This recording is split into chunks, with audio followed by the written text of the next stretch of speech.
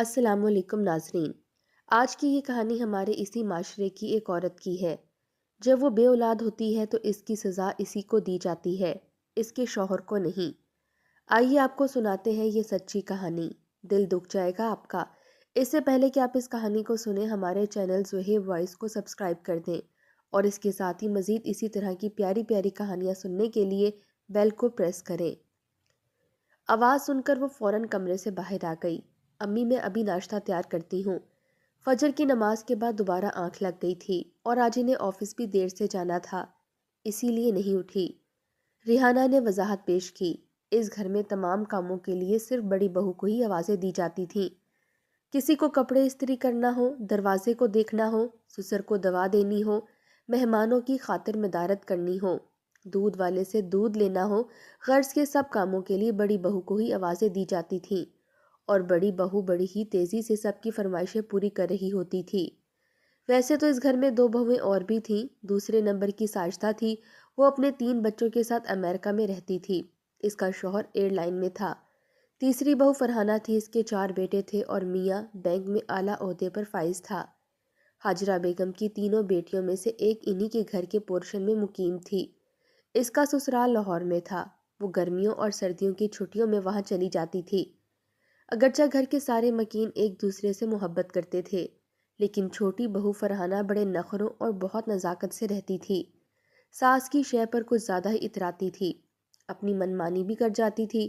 اس کی وجہ اس کے اوپر تلے کے 4 بیٹے تھے، اور دوسری طرف بڑی بہو ریحانہ بیچاری جو اس نعمت سے محروم تھی، فرحانہ کی زبان اور اس کی حرکتوں کا نشانہ بنتی تھی، لیکن صبر و تحمل سے وہ ہر چیز کا مقابلہ کرتی۔ ریحانہ کا شوہر اختر کم گو اور سنجیدہ قسم کا تھا، ماں باپ کا بھی نہایت فرما بردار اور سعادت مند بیٹا تھا۔ سارے خاندان میں اس جوڑے کی سعادت مندی کی لوگ مثالیں دیتے تھے، لیکن ساس کی آنکھوں کا تارا فرحانہ اور اس کے 4 بیٹے تھے۔ ساس دبی دبی زبان میں ریحانہ کو بے اولادی کا طعنہ دیتی تھی، لیکن وہ خاموشی سے سب کچھ برداشت کرتی جاتی۔ فرحانہ کے 4 بیٹے بڑی تائی سے بڑی محبت کرتے تھے، اور اکثر اپنے مسائل کے حل کے لیے اور کام کروانے کے لیے وہ ریحانہ کے پاس ہی آتے تھے۔ ریحانہ نے بہت علاج کروائے، شوہر کے ساتھ اکثر ڈاکٹر کے پاس جاتی رہتی، لیکن اللہ کو منظور نہیں تھا۔ وقت گزرنے کے ساتھ ساتھ ساس کی تمام امیدیں آہستہ آہستہ ختم ہو گئیں، اور جب کبھی ساس اسے بے اولادی کا طعنہ دیتی یا کوئی سخت بات کہتی تو ایسا لگتا کہ ریحانہ کچھ اپنے دفاع میں کہنا چاہتی ہو، لیکن شوہر کی وجہ سے خاموش ہو جاتی ہے۔ پروین جو سب سے چھوٹی نند اوپر رہتی تھی، اس کی البتہ بڑی بھابھی سے خوب بنتی تھی۔ وہ ساری باتوں کو سمجھتی بھی تھی کہ امی غلط کہہ رہی ہیں، اکثر ریحانہ کی طرفداری بھی کر رہی ہوتی، اس کا ہاتھ بھی بٹاتی، غرض کے دونوں میں کافی دوستی تھی۔ بڑے بھیا بھی پروین کو بہت چاہتے تھے، اس کی ہر بات پوری کرتے۔ سویرے سویرے ریحانہ کچن میں چلی جاتی، سب کا ناشتہ تیار کرتی، اس دوران شوہر بھی ناشتہ کر کے آفس چلے جاتے۔ ریحانہ ناشتے کے وقت نیچے آ جاتی، 4 بچوں کے ساتھ ناشتہ کرتی، پھر تھوڑی دیر ساس سے باتیں کرتی، پھر دوپہر کے کھانے پر آتی، تھوڑا بہت دکھاوے کا کام کرتی، پھر رات کے کھانے پر ہی ملاقات ہوتی۔ کیونکہ سب کا باورچی خانہ مشترکہ ہی تھا، بڑی بہو کے بھی دل میں اکثر آتا کہ اس گھر کے سارے کام وہی کرتی ہے۔ ساس کبھی فرحانہ کو کچھ نہیں کہتی، اگر اس کے بچے نہیں ہیں تو اس میں اس کا کیا قصور؟ جوائنٹ فیملی ہونے کا مطلب یہ تو نہیں سب کاموں کی ذمہ دار وہی ہو اور باتیں بھی وہی سنے۔ پروین بڑی بھابھی کو حوصلہ دیتی اور ماں کو بھی سمجھانے کی کوشش کرتی، لیکن سب بیکار۔ وقت گزرتا گیا، اسی ماحول میں اب بچے بھی بڑے ہوتے جا رہے تھے۔ زیادہ تر بچے تعلیم سے فارغ ہو چکے تھے، فرحانہ کے 2 بچے تو جاب پر بھی لگ گئے تھے، پر ساس کا وہی تلخ رویہ تھا۔ سسر کا انتقال ہو گیا تھا، وقت بہت بیت چکا تھا۔ فرحانہ اپنے بچوں کی شادی کرنے کے سلسلے میں مصروف رہنے لگی۔ اس نے 2 بچوں کی منگنی تو کر دی تھی، ایک کے لیے اپنی بھانجی کو پسند کیا تھا اور دوسرے کے لیے اپنی دوست کی بیٹی کو منتخب کیا۔ اب فرحانہ اپنی بہو کے لیے گھر کی سیٹنگ میں لگی ہوئی تھی۔ چھوٹی نند پروین کا اپنا گھر تیار ہو گیا تھا، وہ اپنے نئے گھر میں شفٹ ہو گئی۔ اب سب سے اوپر کا پورشن فرحانہ اپنی آنے والی بہوؤں کے لیے تیار کروا رہی تھی۔ شادی میں کچھ دن رہ گئے تھے، بڑی نند اور امریکہ والے بیٹے بہو بھی آنے والے تھے۔ اس گھر کی پہلی شادی تھی، گھر کے سارے کام اب بھی بڑی بہو کے ذمے تھے۔ فرحانہ شاپنگ کے لیے نکل جاتی اور ریحانہ کے لیے کچن تھا، لیکن جتنے شگن اور رسومات تھیں اس میں ریحانہ خود بھی ہاتھ نہیں لگاتی تھی، اور جب اسے آواز دی جاتی تو شگن کے لیے سب سے آخر میں انہیں بلایا جاتا۔ منگنی کے وقت بھی منہ میٹھا کروانے میں وہ سب سے آخر میں آئی کہ ریحانہ برا نہ مان جائے، لیکن بچے پھر بھی تائی اماں کو بلاتے اور پاس بٹھایا جاتا۔ لیکن آج کل وہ خود ہی آگے نہیں بڑھتی تھی۔ آج بھی شادی کے سلسلے میں مہمان وغیرہ آئے ہوئے تھے۔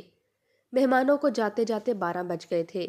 سارے کاموں سے فارغ ہو کر وہ 2 بجے اپنے کمرے میں آئی اور تھکن کے مارے گہری نیند میں چلی گئی۔ فجر کے وقت زور زور سے چیخنے چلانے کی آوازوں کے ساتھ ہی بڑے بھیا اور ریحانہ کی آنکھ کھل گئی۔ جلدی سے کمرے سے وہ باہر آئی تو ایک ہولناک منظر تھا۔ کچھ خوفناک آوازیں تھیں۔ فرحانہ بین کرتے کرتے بے ہوش ہو کر سیڑھیوں سے نیچے گری ہوئی تھی۔ افراتفری مچی ہوئی تھی۔ کوئی سمجھ نہیں پا رہا تھا کہ کیا ہو گیا ہے۔ بڑی بہو اور بڑے بھیا کے اوسان ٹھیک ہوئے تو وہ اوپر کی طرف گئے تو معلوم ہوا کہ ڈاکہ پڑا ہے۔ اوپر گئے تو دیکھا کہ فرحانہ کے شوہر کو کرسی سے باندھا ہوا تھا۔ آنکھوں پر پٹی اور منہ پر سختی سے ٹیپ لگایا گیا تھا، اور چند قدم آگے تینوں بیٹوں کو گولیاں لگی ہوئی تھیں۔ سب کے اوسان خطا ہوئے تھے۔ تھوڑی دیر کے بعد جب ذہن نے کام کرنا شروع کیا تو بڑی بھابھی نے فرحانہ کے کمرے کی جو حالت دیکھی تو وہ دماغی توازن ختم کرنے کے لیے کافی تھا۔ رات 4 بجے کے بعد 5 ڈاکو پڑوسیوں کے گھر کے ذریعے اوپری منزل کی طرف داخل ہوئے۔ پوری فیملی کو یرغمال بنایا۔ نیچے آنے والے راستے کو انہوں نے بند کر دیا۔ تمام زیورات، کرنسی اور قیمتی اشیاء انہوں نے اپنے قبضے میں لے لیں۔ جب بچوں نے مذمت کی تو انہوں نے بچوں پر فائرنگ کر دی۔ سامان وہ لوٹ چکے تھے۔ شکر ہے سانسیں آ رہی تھیں، پر تینوں بچوں کی حالت خطرناک تھی۔ تینوں کو ہاسپٹل لے جایا گیا کیونکہ چھوٹے بچے کی پشت پر گولی لگی تھی تو وہ زخمی تھا، جبکہ سب سے بڑا نچلی منزل میں سو رہا تھا، اس لیے بچ گیا تھا۔ فرحانہ مکمل بے ہوش ڈاکٹروں کی نگرانی میں تھی۔ عجیب طرح کی چیخ و پکار کا تانتا بندھا ہوا تھا۔ موبائل فون کی گھنٹیاں چپ نہیں ہو رہی تھیں۔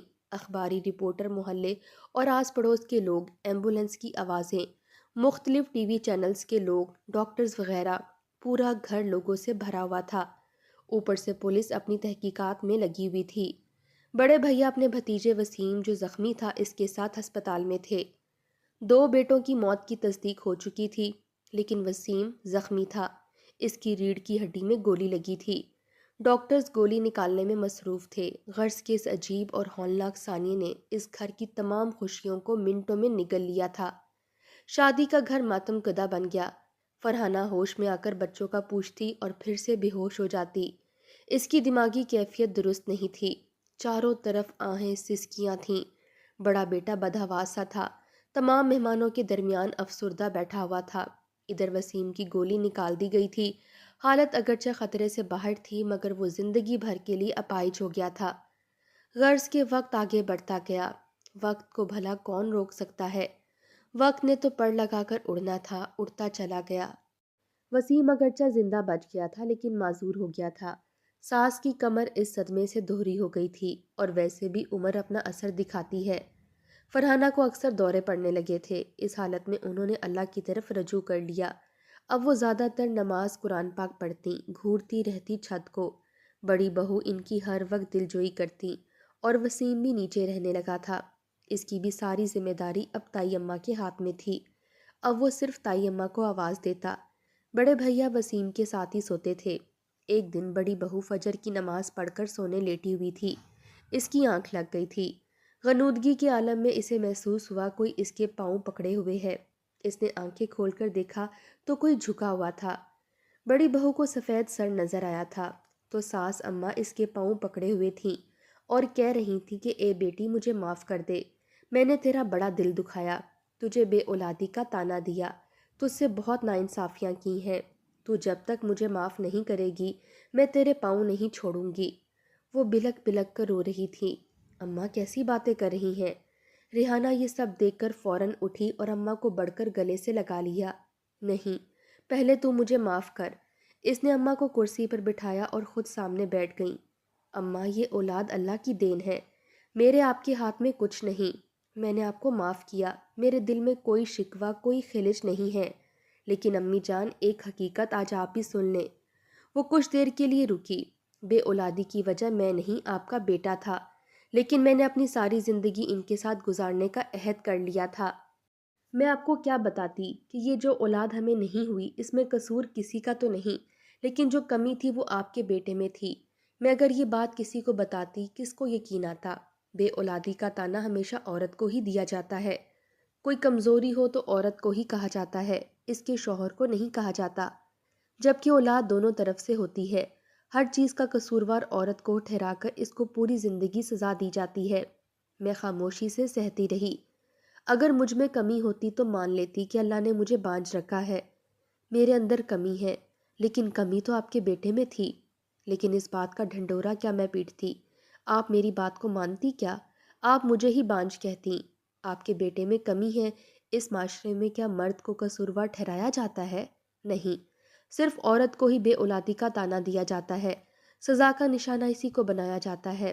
میں سب رپورٹس آپ کو دکھا بھی دیتی، میں ڈاکٹرز کی کئی بھی باتیں آپ کو بتا بھی دیتی، تو کیا آپ کو یقین آتا؟ نہیں، اس پورے گھر میں مجھے ہی کہا جاتا کہ میری وجہ سے اولاد نہیں ہو رہی ہے۔ آپ کے بیٹے میرے شوہر ہیں، ان کی عزت کی پاسداری رکھنا میرے ہاتھ میں تھا۔ کیا تھا جو میں سب کے تانے سن رہی تھی؟ کیا تھا جو میں آپ کی لان تان سنتی رہی؟ میں نے آپ کو اپنی ماں مانا تھا، اور ماں اپنی بیٹی کو اکثر ڈانٹ دیتی ہے، لیکن یاد رکھیے گا ماں، اولاد ہونا عورت کی وجہ سے ہے اور وہ اللہ کی طرف سے دی جاتی ہے۔ اگر وہ کسی کو اولاد دیتا ہے تو آزماتا ہے، اولاد کو چھین لیتا ہے تو آزماتا ہے۔ کسی کو بیٹے دیتا ہے، کسی کو بیٹیاں دیتا ہے، اور کسی کو دونوں دے دیتا ہے، اور کسی کو کچھ بھی نہیں دیتا، جیسے مجھے نہیں دیا۔ آپ مجھے ہمیشہ کہتی رہیں، میرے منہ پر آتا تھا، میرے دل میں آتا تھا کہ میں آپ سے کہہ دوں، لیکن مجھے اچھا نہیں لگتا تھا کہ میں آپ سے زبان چلاؤں اور آپ کا دل توڑ دوں کہ کمی آپ کے بیٹے میں ہے، وہ باپ بننے کے قابل نہیں ہے، وہ اولاد پیدا نہیں کر سکتے ہیں، بلکہ زندگی بھر ان سے کوئی اولاد ہو ہی نہیں سکتی۔ اگر آپ ان کی دوسری شادی کروا بھی دیتی تو کیا فائدہ تھا؟ کمی تو آپ کے بیٹے میں تھی، وہ نہیں پیدا کر سکتے تھے اولاد۔ لیکن میں چپ رہی، سہتی رہی، کیونکہ یہ میرا گھر تھا، اس کو میں اپنا گھر سمجھ کر آئی تھی، بہو نہیں بیٹی بن کر آئی تھی۔ اس گھر کی عزت میرے ہاتھ میں تھی اور رہے گی، اس لیے ہمیشہ میں چپ رہی، آپ کی باتیں سنتی رہی، آپ کی خدمت اپنی ماں سمجھ کر کرتی رہی۔ اپنے شوہر کے عیب کو جو ان کی طرف سے نہیں تھے، اللہ کی طرف سے ان کو یہ کمی دی گئی تھی۔ قصوروار تو میرے شوہر بھی نہیں ہے، یہ تو اللہ کا کام ہے، جس کو چاہے نواز دے، لیکن اماں جان، میرے دل میں آپ کے لیے کوئی برائی نہیں ہے، میں نے آپ کو معاف کیا۔ اور یہاں پر اماں ان کے گلے سے لگے ہوئے روتی جا رہی تھیں، بیٹا یہ سارا میرا قصور ہے، زندگی بھر بے اولادی کی سزا تم کو دیتی رہی، تمہارا دل دکھاتی رہی، ریحانہ کے بیٹے ہوئے اس کے بیٹوں پر ناز کرتی رہی، اور دیکھو اللہ نے کیسی سزا دے دی، تینوں بیٹوں کو چھین لیا، ایک بیٹے کو تو چھین ہی لیا ہے، وہ اپاہج ہو گیا ہے زندگی بھر کے لیے۔ ریحانہ کا ذہنی توازن بگڑ چکا ہے، وہ بھی کتنا فخر کرتی تھی اپنے بیٹوں پر، تمہارا کتنا دل دکھاتی تھی۔ ریحانہ تم سے کیا معافی مانگے گی، میں اس کی طرف سے تم سے معافی مانگتی ہوں۔ ارے اماں آپ کیوں مجھ سے معافی مانگ رہی ہیں؟ وہ بیٹے میرے بھی ہیں، میں نے ان کو ہمیشہ اپنی اولاد سمجھا ہے، وہ مجھے اپنی ماں سمجھتے تھے، مجھے کتنا دکھ ہے میں آپ کو بتا نہیں سکتی۔ اس صدمے کو میں کیسے سہ رہی ہوں، صرف اس گھر کی وجہ سے، کہ اگر میں بکھر گئی تو اس گھر کو سنبھالنے والا کوئی نہیں ہوگا۔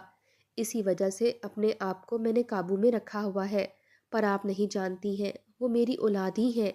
کیا ہوا کہ میں نے ان کو پیدا نہیں کیا؟ تائی امی تایا ابو کہتے ہوئے ان کی زبان نہیں تھکتی تھی۔ میرے دل میں کتنا درد ہے آپ نہیں سمجھ سکتی۔ کیا کوئی ماں اپنے بیٹوں کو بد دعا دے گی؟ میں بے اولاد تھی، اس کی سزا ان معصوموں کو کیوں ملی؟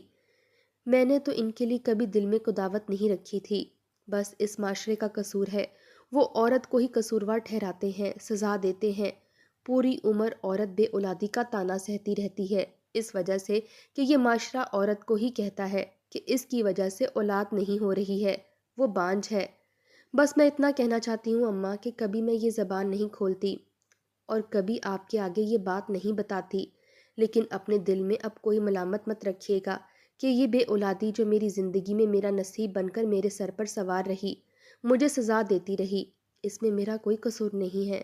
میں کیا کرتی اور کس سے کیا کہتی کہ کمی میرے اپنے شوہر میں ہی ہے، آپ کے بیٹے میں ہی ہے، لیکن وہ میرے شوہر ہیں، ان کی عزت کی پاسداری کرنا میرا کام ہے، یہ بات آپ کے اور میرے درمیان ہے، اور اس راز کو آپ اپنے سینے میں دفن رکھیے گا۔ اور اس نے پیار سے اماں کو اپنے گلے لگا لیا۔ اماں اب آپ دل میں کوئی بھی ملال نہیں رکھیے گا۔ اور اس نے پیار سے اماں کو اپنے گلے لگا لیا۔ میں آپ کی بیٹی ہوں، اس گھر کو ہمیں مل کر سنبھالنا ہے۔ اس گھر میں بہت بڑا سانیہ ہو گیا ہے اور اس گھر کو ہم دونوں عورتوں نے سنبھالنا ہے۔